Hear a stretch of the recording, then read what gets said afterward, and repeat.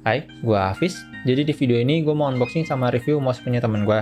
Namanya itu Digital Alliance Luna X.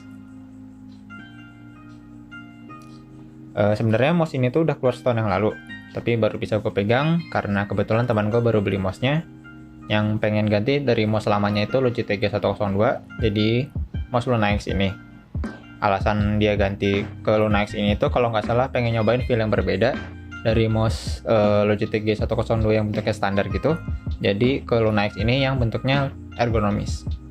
Jadi kalau sesuai dus, nama mouse ini adalah Digital Alliance Luna X, punya sensor PixArt PMW3325, DPI-nya dari 800 sampai 6400, dengan switch Wano, memiliki ketahanan 20 juta klik, lalu polling rate-nya 125, 250, 500 sampai 1000 Hz. Gua cek di Tokopedia, harga aslinya itu 259.000, tapi lagi diskon di official store menjadi 189.000. Terus untuk kemasan dari mouse Luna X ini standar aja sih sebenarnya. Di depan ada logo Digital Alliance, foto produk sama nama mereknya sendiri. Terus di bawahnya itu ada tulisan selling point yang kecil gitu. Di sebelah kiri ada merek Digital Alliance-nya, di atas bawah kosong, di kanan ada merek Digital Alliance juga. Terus untuk di belakangnya ada spesifikasi lengkapnya dari mouse ini yang tadi udah sempat gue sebutin sebelumnya. Terus gue buka si dusnya. Di dalamnya ada mouse Luna X-nya sendiri pakai pelindung yang ya tipis gitulah, standar. Habis itu di situ ada kertas buku manual garansi. Habis itu udah kosong gitu aja. Nggak terlalu berharap sih dari produk yang kurang lebih 2 tahun lalu keluarnya. Soalnya nggak seganas produk-produk sekarang gitu yang dikasihnya serba lengkap. Ya kurang lebih buat isi ya gini aja sih sebenarnya.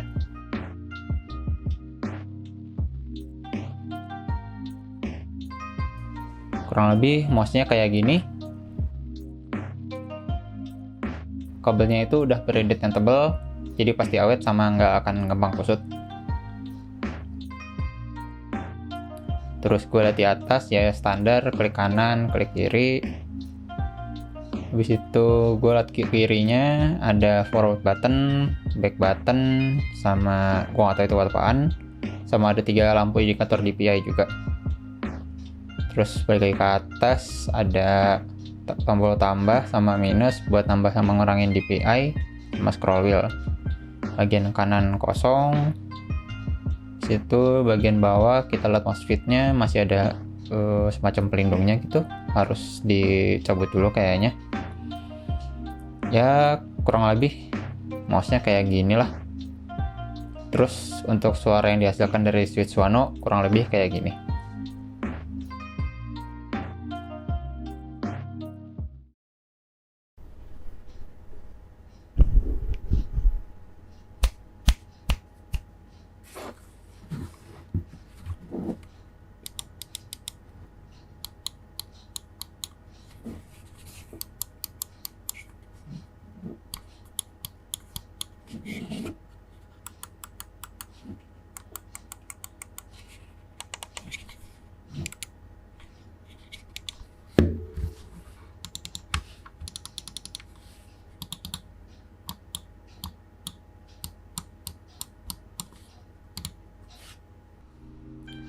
Gue juga udah sempet nyobain main pakai mouse ini.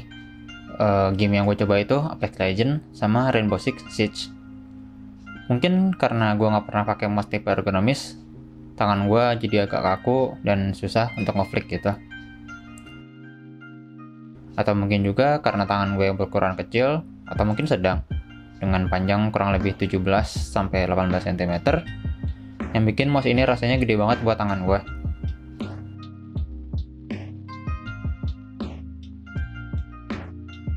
Tapi ini masalah waktu sih.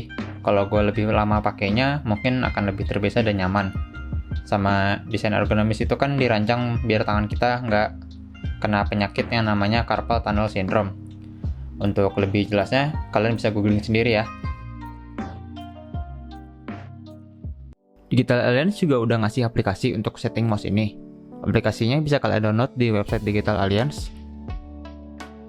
Terus pilih mouse Luna X.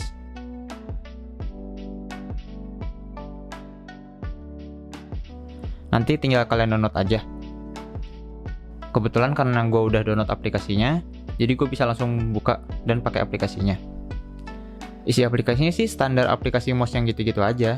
Kayak di sebelah kiri buat ganti button yang ada di mouse.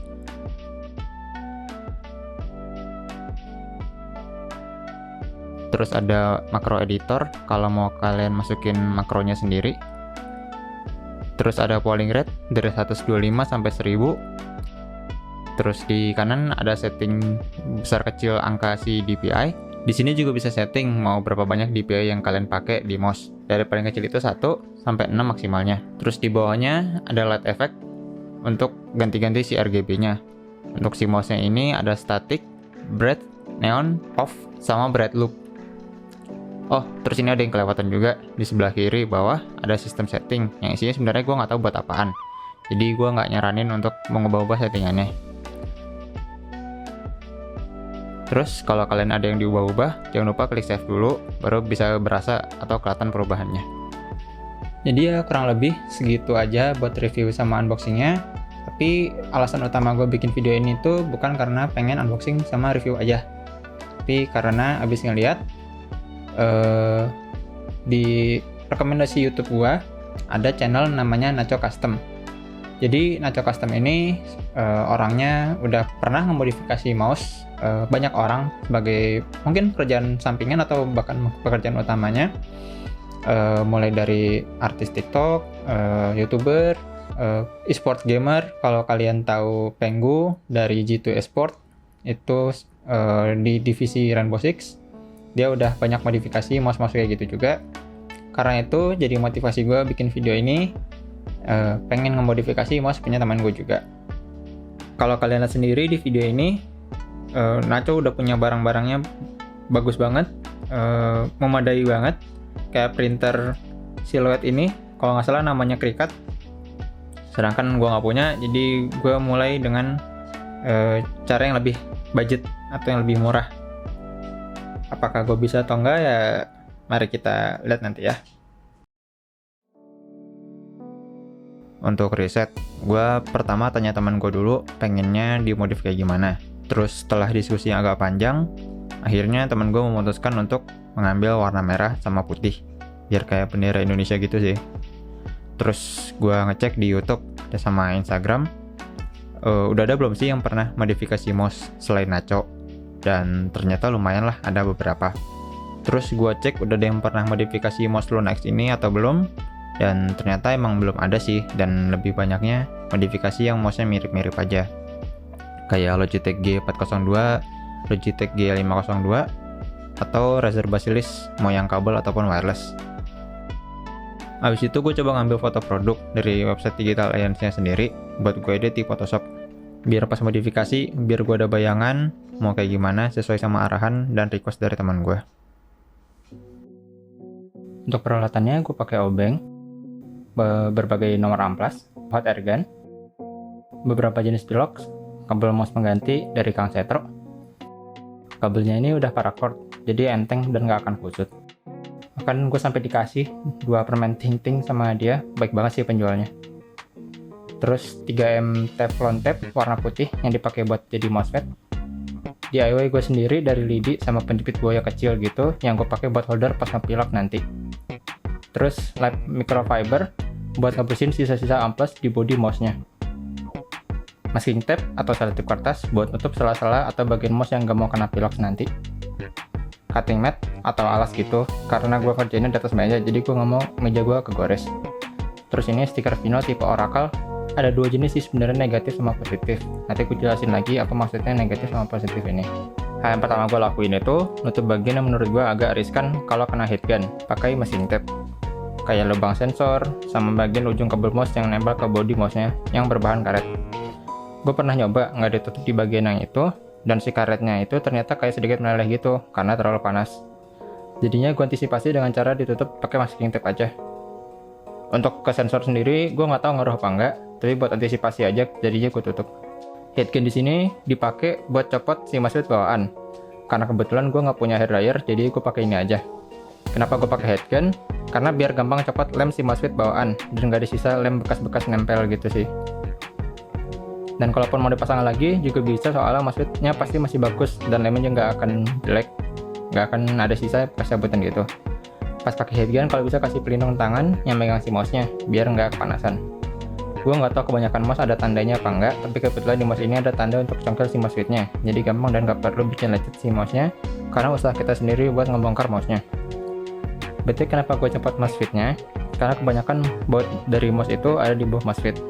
Dan kayak di mouse ini, ada 5 baut yang ada di bawah mouse switch. Tinggal kita copot aja baut yang nempel, dan tempatin bautnya di tempat yang aman biar nggak hilang. Kalau lo suka teledor kayak gue, bisa taruh si baut di tempat obeng, biar nggak gampang kececer kemana-mana. Kalau udah copot semua, bakal gampang kok copot si cangkang sama bagian bawah mouse. Dan ternyata, kenapa si mouse ini tidak terasa kopong atau ada beratnya, itu ya karena si mouse ini dikasih pemberat. Terus kita copot si PCB dari mouse bagian bawah yang dipasang pakai baut, sama si penahan kabel mouse-nya. Kalau udah lepas si bautnya, gampang deh pisahin PCB sama bagian bawah mouse. Sekarang gue mau masukin tab logo mouse ini. Teman gue request nggak usah ditutup pakai Pilox, karena itu satu-satunya lighting RGB yang keluar dari si mouse-nya. Setelah gue tutup, gue pakai center HP biar ketahuan bagian mana aja yang bisa diukir pakai pen knife atau pen cutter. Untuk kecilnya, ya lumayan rapi lah buat gue. Habis itu untuk lepasin klik kiri sama kanan, ada kayak semacam kait atau sangkutan gitu yang perlu ditekan biar lepas. Kalau mouse kalian baru, biasanya masih keset dan keras banget. Tapi kalau udah sering kepake ya mungkin agak sedikit longgar. Dan ini adalah semua part dari mouse yang bisa dicabut. Jadi ya lumayan banyak lah part-partnya yang bisa dibongkar. Habis itu kalian bisa mulai amplas mouse kalian. Pakai grit yang kasar dulu, ya, kayak 400. Lalu amplas kedua pakai yang 800 biar hasilnya lebih mulus. Biar kalian tahu bagian mana yang udah pas di amplas, sering-sering aja dibersihin pakai microfiber. Untuk bagian yang ada logonya tadi, gua amplas sekitarnya doang. Bagian yang udah ketutup gak usah diamplas, takutnya si masking tape tadi malah copot. Gak usah takut kelihatannya kok kayak rusak gitu, soalnya emang bahan awalnya kayak plastik yang frosted gitu, yang tembus pandang, cuma dikasih cat sama pabrik. Terus bagian-bagian yang ada salah atau bolong, atau bakal tabrakan dengan bagian mouse lainnya, gue kasih masking tape biar si Pilox nggak bikin seret atau sulit nanti pas dimasukin. Daripada kalian bosan lihat gue masangin terlalu detail, gue langsung skip aja, dan ini hasil akhirnya. Setelah selesai ditutupin, kalian bisa mulai start Pilox mouse-nya. Sebelum pakai yang warna, disarankan pakai Pilox primer dulu. Pilox jenis ini tuh berguna untuk merekatkan Pilox dengan bahan aslinya. Karena bahan yang gue pakai itu plastik, makanya gue pakai plastik primer. Jangan lupa dikocok dulu, untuk lamanya bisa ngikutin cara penggunaan di samping kaleng. Kalau kalian gak mau kotor tangannya, bisa pakai pelindung aja atau pakai kain bekas kayak gue gini. Untuk primer ini gue pakai 2 lapis, dan waktu istirahat antar lapis itu seinget gue kurang lebih 10 menit. Itu pun saran dari tata cara penggunaan di kalengnya. Jaraknya juga jangan terlalu dekat. Kalau terlalu dekat, nanti si butiran Piloxnya bakal ngumpul dan jadi kegumpal, yang bikin hasilnya jelek. Terus gue pakai warna dasar putih, karena kebetulan teman gue temanya itu warna putih dengan aksen merah gitu. Jangan lupa kocok juga, jaga jarak yang aman, dan jangan lupa bikin beberapa layer biar lebih rapat warnanya, dan diistirahatin biar tunggu kering. Sambil nunggu kering, gue ganti switch mouse ini dari Huano Blue Shell ke Kailh Red GM 4.0 dengan ketahanan 60 juta klik. Untuk feelnya sendiri, menurut gue Kailh Red ini lebih berat saat dipencet dibanding si switch bawaan, dan lebih berat juga bunyinya menurut gue.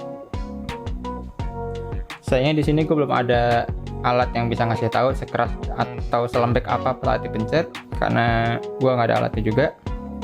Dan dari bunyinya sendiri gue nggak sempat nge-record sekeras apa perbandingan dari switch yang lama ke yang baru. Kalau ada rezekinya nanti gue bakal coba beli dan ngasih lihat ke kalian bedanya berapa banyak. Makanya jangan lupa komen, subscribe, sama share ya. Untuk soldering sendiri, please jangan marahin gue. Gue pertama kali coba-coba solder, dan alatnya pun masih terbilang secukupnya aja. Nah, buat stiker vinyl tadi, gue kan sempat bilang ada positif dan negatifnya. Jadi kalau stiker positif itu maksud gue adalah warna yang udah ada di mouse-nya, itu kita tutup lagi pakai stiker, terus kita pilox lagi sisa tempat yang ada di mouse itu pakai pilox yang lain. Nah, kebalikannya dari positif yaitu negatif. Kalau negatif itu tempatnya lega itu gue pakai stikernya, habis itu sisanya yang bolong itu gue pakai buat warna yang berbeda. Untuk bagian sisanya nggak ketutup, bisa gue akalin pakai masking tape. Di bagian badannya juga gue kasih masking tape biar warna putihnya nggak berubah karena kena pilox warna merah. Kelihatan dari pilox merah dan stiker negatif kayak gini. Ini bagian dan klik button, dan ini hasil di bagian body mouse-nya. Terus langkah terakhir dari pilox yaitu pakai top coat. Fungsinya ini agar pilox yang warna tadi lebih awet. Kalau udah kering, bisa langsung dilepas aja masking tape yang masih nempel. Habis itu dirakit kembali.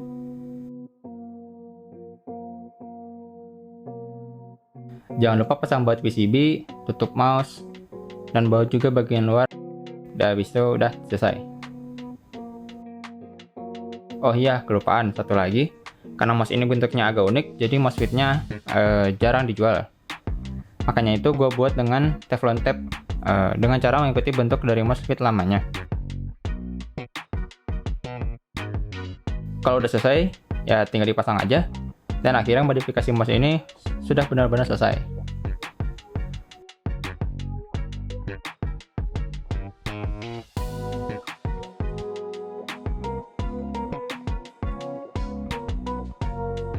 By the way, kenapa tadi gue bilang mouse fitnya jarang? Karena bentuk dari mouse-nya ini sendiri ya emang unik, dan satu-satunya yang mirip cuma Logitech G402. Tapi tetap gue kasih ke teman gue mouse fitnya ini. Siapa tahu teman gue nggak suka sama hasil DIY yang gue bikin sendiri. Untuk before dan after dari mouse ini, gue iseng bikin b-roll sedikit. Ya, semoga kalian suka.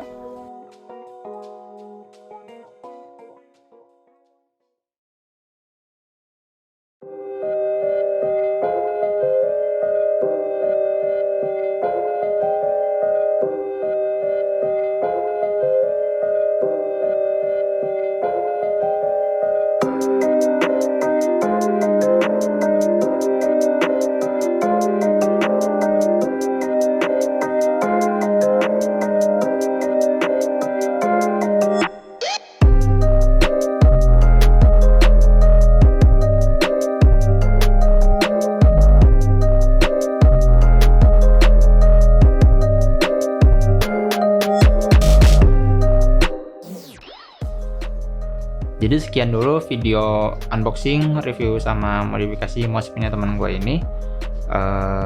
Kalau kalian suka sama konten ini bisa like, komen, sama subscribe. Kalau kalian nggak suka bisa di dislike aja. Atau kalau kalian punya tambahan, punya saran, punya apa gitu ide-ide yang menarik, bisa kalian isi di kolom komentar. Bisa kalian share ke teman kalian, siapa tahu ada yang mau modifikasi mouse-nya, mau dimacem-macemin gitu.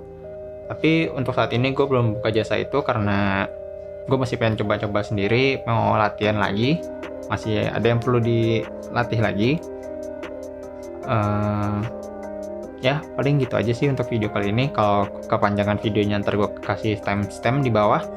Kalau pendek ya alhamdulillah tidak membuang waktu kalian banyak. Jadi ya udah, sekian aja video ini. Bye.